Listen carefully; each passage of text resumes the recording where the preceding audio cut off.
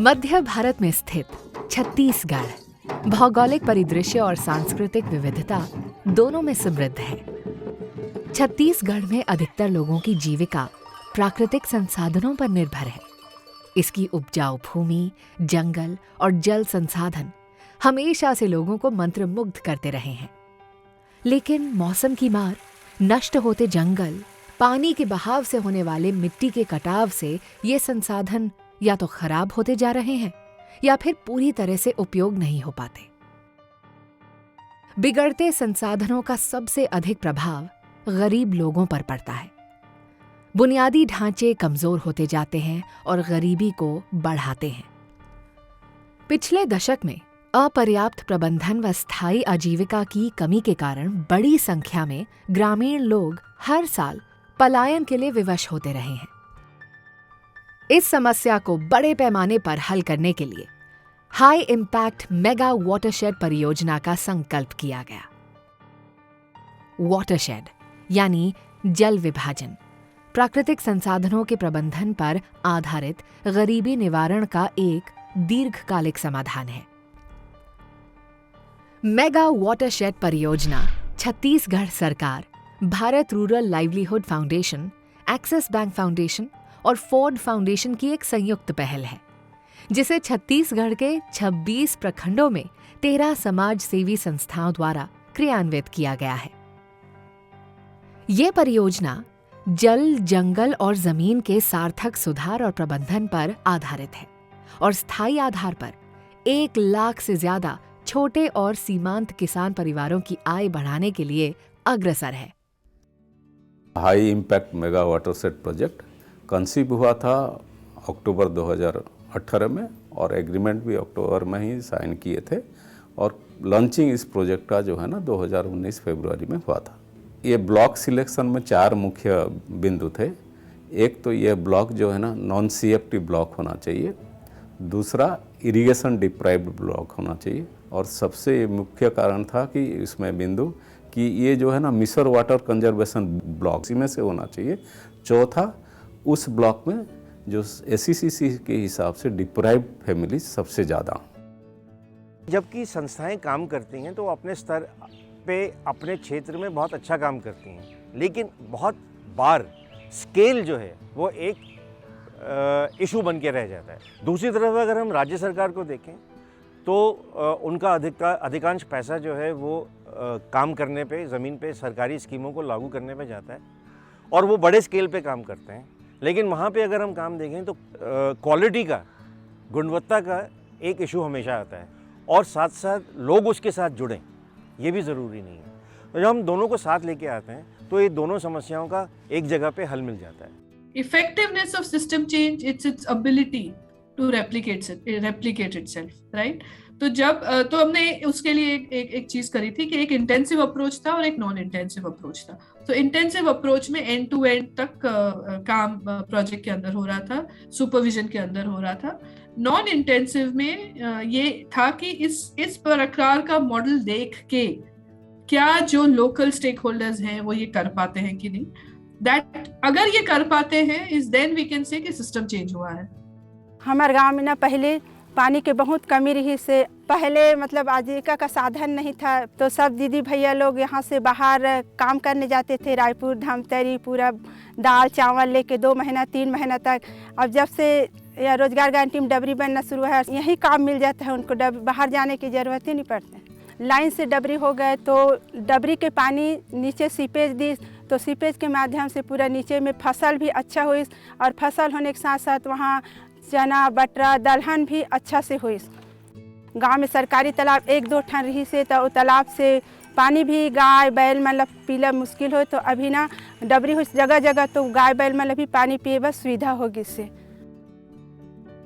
पानी जब चलना शुरू करता है तो शुरू में रिज से स्टार्ट होता है और धीरे धीरे वैली की तरफ आते आते उसका क्वांटम बढ़ता है, उसकी इरोडिंग कैपेसिटी बढ़ती है, उसको मिनिमाइज़ करने की कोशिश की जाती है। तो रिज में छोटे संरचनाएं बनती हैं, फिर धीरे धीरे जैसे हम नीचे आते हैं कैचमेंट बढ़ते जाता है, ढलान के पैटर्न चेंज होते हैं, वहाँ का भूपयोग, वहाँ का टोपोग्राफी चेंज होती है, उस हिसाब से इंटरवेंशन फिर हमारे बड़े होते जाते हैं। जैसे ऊपर में हम कंटूर ट्रेंच वगैरह टाइप के छोटे स्ट्रक्चर लेते हैं, फिर नीचे आते हैं तो बंडिंग, गेबियंस, इस तरह के स्ट्रक्चर्स पे आते हैं। और फिर जब हम प्लेन एरिया में आते हैं तो चेक डैम, अर्दन डैम, बड़े संरचनाओं के ऊपर ध्यान दिया जाता है। शशिकला दीदी बरेठिन बेहरा गांव की कम्युनिटी रिसोर्स पर्सन हैं। वे विभिन्न आजीविका प्रक्रियाओं में अन्य महिलाओं का मार्गदर्शन करती हैं। बरेठिन बेहरा व आसपास के गांव में संसाधन प्लानिंग में इनकी मुख्य भूमिका रही है। गांव में जैसे डबरी हुआ ना भैया, तो सब दीदी भैया लोग अच्छा से सब्जी उगा रहे हैं, खेती बाड़ी भी करत थे, तो अच्छा अपन परिवार ला सब्जी भी मिलत थे, अनाज भी मिलत थे, तो सब दीदी भैया खुश हवे कि और डबरी में मछली भी बोरत थे, तो ओमें अपन खुद का मछली है तो कभी भी जाके निकाल के खावत थे। पहले पानी के साधन नहीं रही से तब फसल भी नहीं होए, धान भी नहीं होए और साग सब्जी के खेती कर नहीं सकते हैं। लेकिन जब से पानी के साधन होए, डबरी बने हैं, तब से फसल भी अच्छा होते और साग सब्जी के भी खेती करत हो। पिछले साल सब्जी में बरबट्टी, मिर्चा, भाटा, अनेक बहुत से सब्जी लगाए हैं मिक्सचर, ते में सब्जी में 20-25 हज़ार के फायदा हुई। बरसात में पर साल अनेक 1.5 लाख के धान बेचे हैं। बरेठिन गांव से कुछ किलोमीटर दूर एक सुंदर सा हरा भरा गांव है, रावस, जो पहाड़ियों के बीच में बसा है। आज जो खुशहाली हरियाली इस क्षेत्र में दिखाई दे रही है, वो कुछ साल पहले संभव नहीं थी। इस गांव में काफी ज्यादा बारिश होती है और एक बड़ा बरसाती नाला भी है, जिसमें बारिश के पानी का बहाव इतना तेज होता है कि रास्ते में पड़ने वाले खेत खलिहान सब उजड़ जाते थे। पानी जमीन में ना रिसने के कारण ज्यादातर तालाब व कुएं गर्मी में सूख जाते थे। चूंकि ग्रामवासी सिर्फ वर्षा आधारित धान की खेती करते थे, वो हर साल 2-3 महीने के लिए रायपुर, धमतरी जैसी जगहों पर पलायन कर मजदूरी करते थे। मेगा वाटरशेड परियोजना के अंतर्गत रावस गांव में नाला व क्षेत्र ट्रीटमेंट का काम किया गया और पानी के बहाव को रोकने के लिए रिज व वैली के सिद्धांत पर कई प्रकार के स्ट्रक्चर बनाए गए। इससे गांव वासियों को बहुत फायदा हुआ। महात्मा गांधी रोजगार गारंटी कानून के अंतर्गत गांव में कई प्रकार की संरचनाएं बनाई गईं और लोगों को गांव में ही मजदूरी का काम मिला। पहले पानी अभी ना आ जाए तो तेज दरार से आ जाए पानी है और भगाए और किसी के किसान मन के खेत खाला पूरा तोड़े। और अभी गेबियन बन गए ना तो रुकत रुकत आराम के साथ धीमी से पानी है चल देते, काकरे किसान के नुकसान भी नहीं कराए और अधिक हमला फ़ायदा भी हो गए, किसान वाला भी फ़ायदा हो गए और आम आदमी ला भी। पहले तो नहीं रही से पानी न रुके भी नहीं, न डबरी में घला नहीं रुका, न गेबियन लूज बोल कोई नहाए धोए भी पानी के टेंशन रही। अभी बन गए डबरी कुआँ से बने हैं ना, तिहल पानी है ऊपरे है पानी है। अभी पहले तो नहीं रही से रोजगार कमाइया से बनी बूटी लुक लुक के बनी जावाए बाबू, ते बनी जावाए ते कोई गरीब के गरीब भी रहा। अभी रोजगार में गारंटी कार्ड बनाई तने बहुत 150 के काम मिलते, तेने जात हैं और एक जन आदमी 17,000 पैसा मिलते साल भर के। वो पे मेड़ बनाई, अब डैम बनाई, डैम के पानी झरे ना थे, वो गर्मी धान बोता है, किसान ला बहुत बहुत खुश होता है, बढ़िया फायदा है। कह के कुआँ तो लगभग 15-20 टन बन गए हैं मनरेगा में और डबरी 75-70 टन बन गए हैं।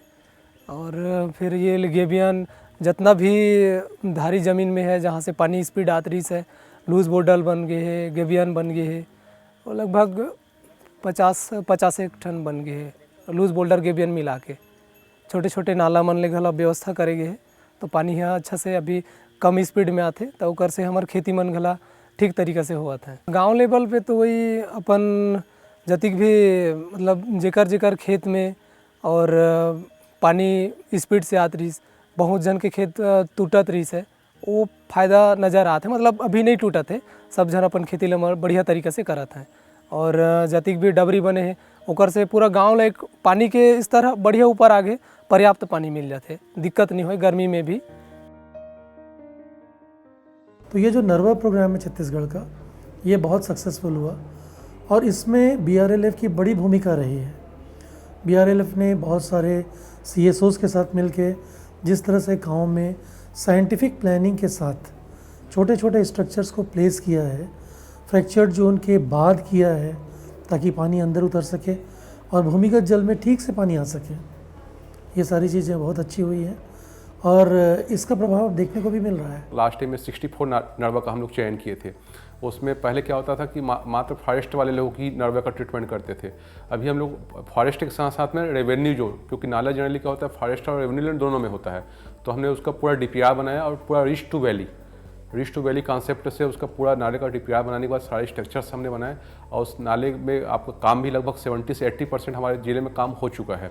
जो नाला में पानी आपका जनवरी तक या दिसंबर तक जो पानी रहता था नर्वा का, वो उस पानी का वाटर लेवल अब अप्रैल मई तक रहने लगा, जिससे का जो निस्तारी का जो दिक्कत होता था या जो वाटर लेवल उस गांव में हैंड पंप्स हम देखते हैं कि काफ़ी नीचे चले गए, 200-300 फीट नीचे चले गए, तो वाटर लेवल भी काफ़ी रिचार्ज हो रहा है।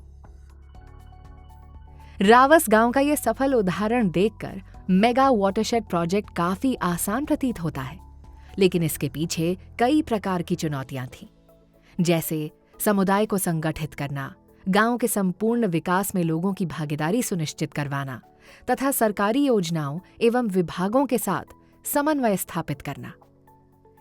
इन चुनौतियों से निपटने के लिए मेगा वाटरशेड परियोजना में गांव स्तर पर प्लानिंग की मुख्य भूमिका है। प्लानिंग में CSO पार्टनर संसाधन, मानचित्र और क्षेत्र भ्रमण के जरिए समुदाय को शामिल करते हैं ताकि सभी की भागीदारी से उपयुक्त संरचनाएं बनाई जा सकें। इस 12 महीना हमको धूप मिलता है, लेकिन फसल केवल 3 महीना 4 महीना काटते हैं, बाकी ये 6-8 महीना आपका वो खाली रहता है। उसको कैसे हम उपजाऊ बनाओ, कैसे प्रोडक्टिव बनाओ, इसके लिए पूरा रिसोर्स, पानी, आपका ज़मीन, आपका वहाँ का क्रॉपिंग पैटर्न सब सोचते हुए एक साथ जोड़ के प्लान करना पड़ेगा। एक ज़मीन 3 फसल होगा तो 1 एकड़ ज़मीन 3 एकड़ हो जाएगा। इस ढंग से हम कैपेसिटी को बढ़ा सकते हैं, उसको मतलब कैरिंग कैपेसिटी बोलते हैं। वो बढ़ाएंगे तो लाइवलीहुड सस्टेन करेगा, इसीलिए इस इंटीग्रेटेड फैशन में प्लान करना जरूरी है। प्लानिंग को बेहतर और सटीक बनाने के लिए CSO प्रदान द्वारा GIS व रिमोट सेंसिंग टेक्नोलॉजी का उपयोग किया जा रहा है। GIS के मदद से हम लोग सैटेलाइट इमेजेस को लेके बहुत सारा लेयर प्रोजेक्ट कर रहे हैं। उसी ग्राम पंचायत में पानी का क्या स्रोत है, कहाँ पे ड्रेनेज लाइन जा रहा है, ये चीज़ें हमको खाली आंख में गांव में नहीं दिखते थे, रेवेन्यू नक्शे में नहीं दिखते थे।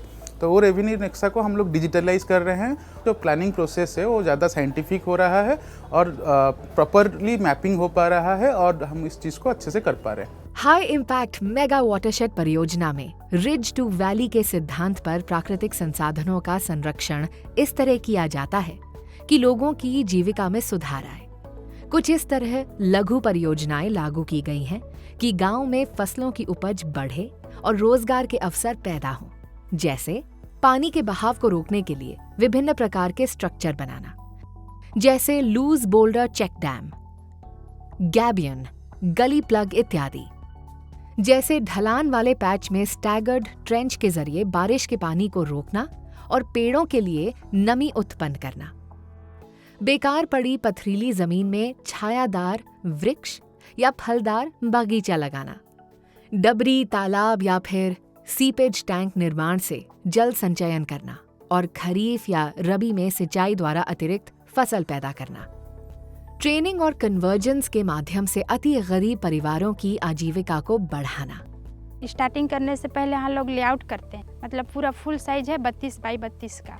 पहले नाप के भी देते हैं उन लोग को 10 बाई 10 और गहराई 8.5 या 8 देखते हैं कि ये लोग खोद लिए कि नहीं खोद लिए। फिर वहीं पर मेट जॉब कार्ड में एंट्री कर देते हैं कि आपका एक गोदी कंप्लीट हो गया। नया जॉब कार्ड बनाने के लिए हितग्राही को बोलते हैं कि आप लोग को नया जॉब कार्ड बनवाना है तो आप लोग आधार कार्ड और पासबुक फोटोकॉपी दे दीजिएगा दोनों का। तो फिर उन लोग को हम लोग नया जॉब कार्ड इशू कर देते हैं। जैसा ये high impact mega watershed project है, it's a very unique project. Vulnerable household का साथ में ये काम हो रहा है। 1 लाख वल्नरेबल हाउस होल्ड का साथ ये काम होगा, जिसका इनकम 2 गुना होगा 2022 तक। ये एक पहला यूनिकनेस है। दूसरा यूनिकनेस है कि इसमें मल्टी स्टेक होल्डर का साथ काम होगा, government, then NGOs and then donors और प्लस कम्युनिटी बेस्ड ऑर्गेनाइजेशंस। ये दूसरा यूनिकनेस है जिसमें लोगों का पार्टिसिपेशन लेके हम लोग इंश्योर करा रहे हैं कि कैसे करके कम्युनिटी सेंट्रिक प्लान बने। तीसरा यूनिकनेस है, इसमें हाई इन्वेस्टमेंट का प्लान हुआ है, जिसमें गवर्नमेंट ऑफ छत्तीसगढ़ ने near about 1000 crore plus investment करेंगे और लोगों का इसमें एसेट क्रिएशन होगा। मान लीजिए कि सिंचाई का साधन होगा और उसका अराउंड में फिर लार्ज स्केल लाइवलीहुड प्रमोट किया जाएगा। मेगा वाटरशेड परियोजना के सफल क्रियान्वयन के लिए इसके डिजाइन में समन्वय और निगरानी का विशेष ध्यान दिया गया है, ताकि योजना से जुड़े सभी हितधारकों को नियोजित लक्ष्य की तरफ अग्रसर किया जा सके। Government of India, ministry of rural development हो, स्टेट गवर्नमेंट का जो पंचायत और रूरल डेवलपमेंट विभाग हो, नरेगा सेल स्टेट का सेंटर का हो, चाहे फील्ड में काम करने वाले हमारे फंक्शनरीज हो, एक एडेड हमको एडवांटेज इसके अंदर ये मिल रहा है कि हमको एनजीओज ने जो है बेटर हमको मतलब जो है एक्सपर्ट्स, टेक्नीशियन और स्कीम को समझने वाले मैनेजर्स जो है अवेलेबल करवा करके दिया है। और इसकी वजह से नरेगा स्कीम जो है इन सेक्टर के अंदर और इन क्षेत्र के अंदर बेटर काम कर पाएंगे। जो काम कर रहे हैं वहाँ पर CSO पार्टनर, उनका प्रॉपर कोऑर्डिनेशन और कंटिन्यूअस उनका कांटेक्ट जो है मनरेगा के जो POs हैं, प्रोग्राम ऑफिसर हैं ब्लॉक लेवल पर, उनके साथ रहता है। और इसके अलावा उनका कांटेक्ट जिला स्तर पर APO से भी रहता है। और किसी भी प्रकार की यदि उनको समस्या आती है, वो समस्या यदि राज्य कार्यालय को बताते हैं तो राज्य कार्यालय द्वारा जिला को निर्देश दिया जाता है और जिला द्वारा संबंधित विकासखंड को निर्देश दिया जाता है। और प्रॉपर मॉनिटरिंग के लिए हम इसकी मंथली बैठक भी करवाते हैं। प्लान करके हम लोग पूरे गांव के साथ एक क्षेत्र भ्रमण किए, फिर सोशल मैप बनाए और मेरे को लगता है कि 7000 से ज़्यादा हम लोग INRM बेस्ड जो प्लान जो स्ट्रक्चर है वो हम लोग प्लान करके दिए हैं। एक परिवार का एक बजटिंग करते हैं कि कितने लीटर पानी की ज़रूरत है और उस बेस पे फिर पूरे गांव का एक आकलन करते हैं कि कितनी पानी की ज़रूरत होगी। उसके आधार पे फिर हम ये देखते हैं कि उस गाँव में जो एग्जिस्टिंग स्ट्रक्चर कितने हैं, अभी जो वर्तमान में कितने ऐसे तालाब, डबरी या चेक डैम हैं जहाँ पे पानी स्टोरेज हैं, तो उस पानी का कैलकुलेशन करके फिर उस जो बजट पे हम उसका माइनस करते हैं, घटाते हैं, तो फिर निकल के आता है कि हम कितना अभी वर्तमान में फुलफिल कर पा रहे हैं। तो इसी को लेकर के फिर समुदाय के साथ बात होती है कि आगे हमको यहाँ पे कितनी पानी की ज़रूरत है और उसके लिए क्या क्या संरचनाएँ और बनाने की ज़रूरत है। जितनी जगह पे फार्म पॉन्ड बनता है, डबरी बनती है, उसको हम कंपनसेट कैसे कर सकते हैं लाइवलीहुड एक्टिविटी में। मछली पालन करें, जो सरफेस एरिया है उस पर फ्रूट प्लांटेशन या टिम्बर प्लांटेशन करें। मछली यहाँ भी डाले ही 4 किलो डाले है और अलग से मैं आऊँ मतलब देहाती वाला डाले हैं, कतला है मतलब वो कांटा वाला वो भी है, गिना गराई ये सब बहुत मछली डलाई से।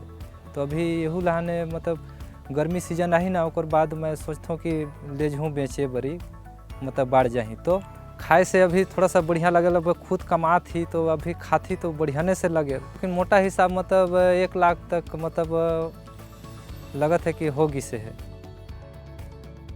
300 काट का जॉब कार्ड बन गया है और कुछ लोग तो काम कर रहे हैं अभी फसल कटने के बाद, और पूरे व्यक्ति लोग काम करेंगे। अभी किसी के पास वहाँ साधन नहीं था, खेत नहीं था, लेकिन डबरी हो गया ना, तो हमारे गांव में बहुत लोग धान की खेती कमाई करते हैं। और मेड़ में पूरे व्यक्ति तो नहीं कर पाए हैं, लेकिन कुछ लोग कहीं रहर लगा दिए हैं, कोई कांदा लगा दिए हैं और साग भाजी का खेती कर रहे हैं। उसमें परियोजना में टेस्ट प्रोग्राम मैनेजमेंट यूनिट यानी SPMU के द्वारा 1000 ग्राम रोजगार सहायक एवं 3500 पंचायत प्रतिनिधियों का प्रशिक्षण दिया गया। आज हमारे साथ में मेगा वाटर शेड हमसे जुड़ा है और इसमें हमें गांव में ही बहुत सारा कार्य उपलब्ध हुआ है। भूमि समतलीकरण, डबरी के अलावा हमें नरवा में भी कई स्ट्रक्चर्स बनाने का अवसर मिला, उससे हमारा श्रम दिवस बढ़ा। आज के स्थिति में हम लोग 200 से 300 परिवार को 100 दिन रोजगार उपलब्ध करा लेते हैं। 2 बच्चे हैं, परेशानी तो है पर पति भी नहीं है, उसका देहांत हो गया, तो इसी काम कर देते हैं हम लोग यहाँ, तो मदद हो जाता है। यहाँ आके 4:30 बजे आते हैं, गोदी खनते हैं हम लोग। पहले ऐसे थोड़ी ना काम आता था, बाहर जाके काम कर लेते थे। अब गांव में है काम करने के लिए, तो यहीं कर लेते हैं सभी को। यहाँ पहले इसने देसी वाला रखत रही हूँ, 2-4 ठन खाए पुरता हो जाते।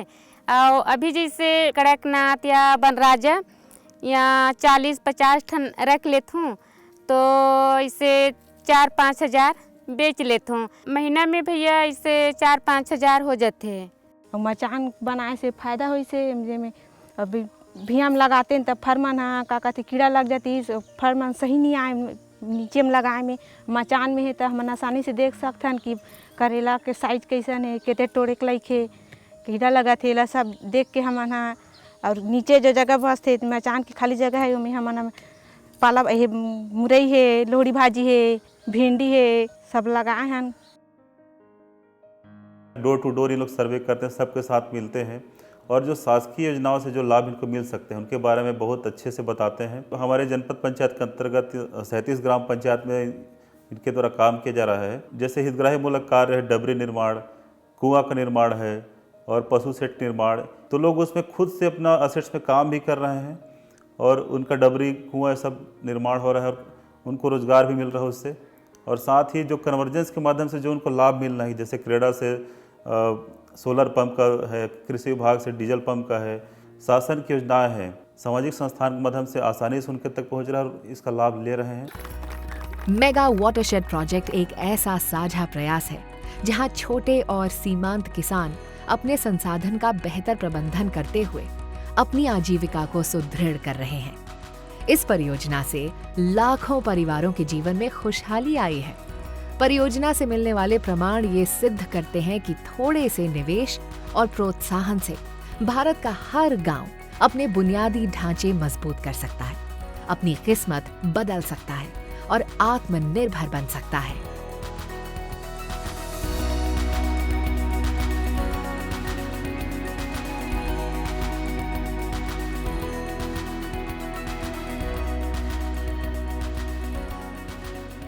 High impact mega watershed project in Chhattisgarh has been undertaken by the government of Chhattisgarh in collaboration with Bharat Rural Livelihoods Foundation, with the Axis Bank Foundation and CSO's partnership.